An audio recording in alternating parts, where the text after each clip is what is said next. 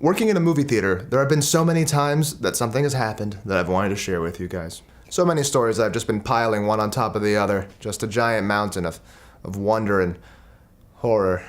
But last night it feels like the clouds finally parted, and the story gods looked down upon me and said, "Begin, my son." Because last night, the lady that walked up to me, I gotta tell the story. It begins.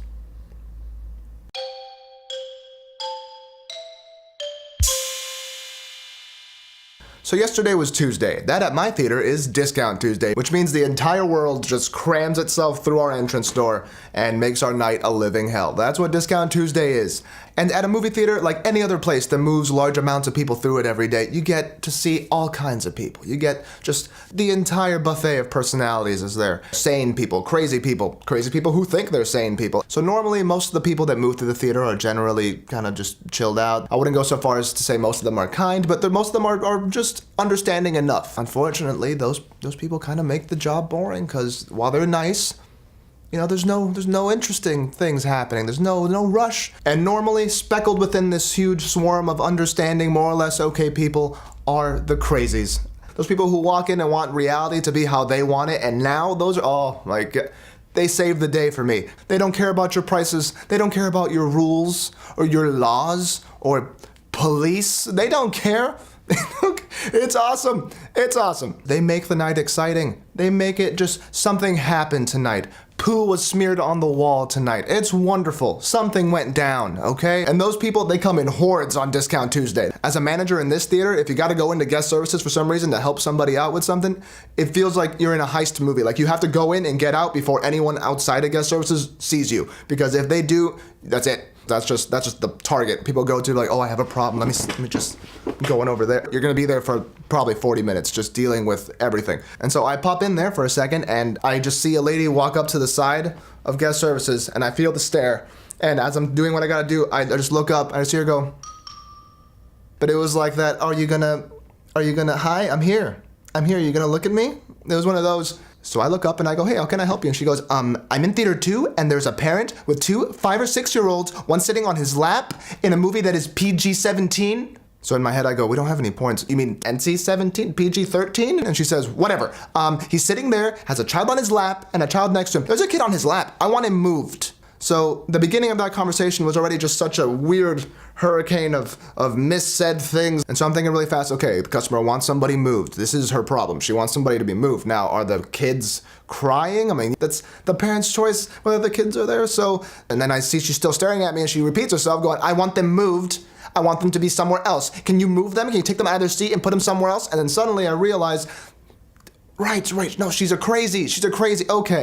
Okay, yeah, see that alarm that went off in the back of my head from her like fucking Hitchcock stare? That was appropriate. Yeah, she's nuts. That guy is sitting next to her with kids and that does not fit her criteria for what reality is. She doesn't like that reality. She wants hers and she wants that guy removed. Like the Queen of England. She's like, I want this person gone. Take him away. And all this is happening within a span of 5 to 8 seconds and I'm there trying to get an understanding of who I'm dealing with and she's just, again, repeating herself. I want them moved. I want them out of here. And I don't know what happened, but at that moment, it was just like my body immediately decided as one that we're rejecting her selfishness. I looked up, she said one more time, I want them to be moved. I don't want them near me. They have to be put somewhere else. And then I just said, oh, so you want me to ruin their night?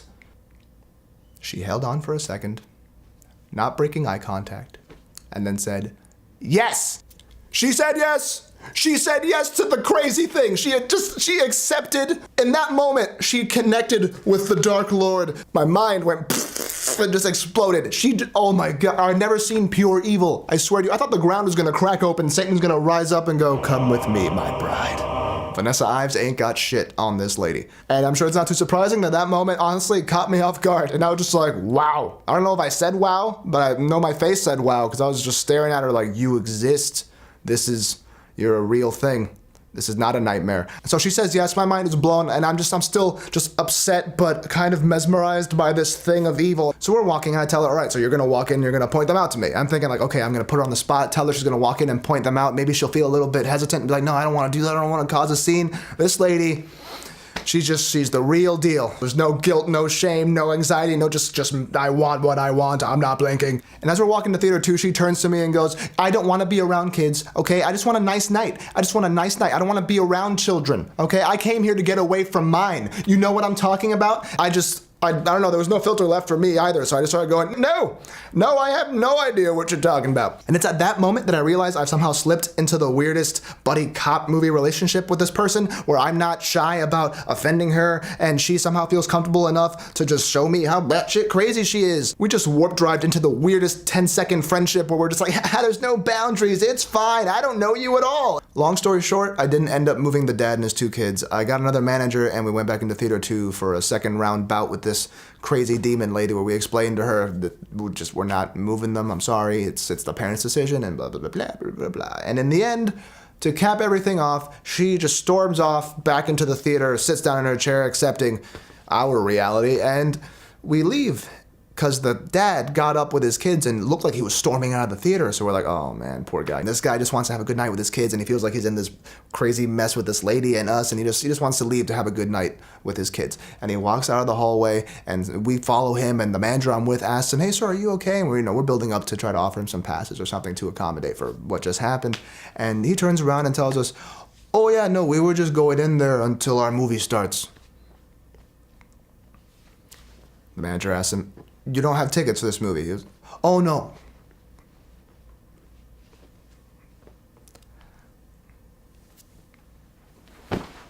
Crazy demon lady was in the right all along.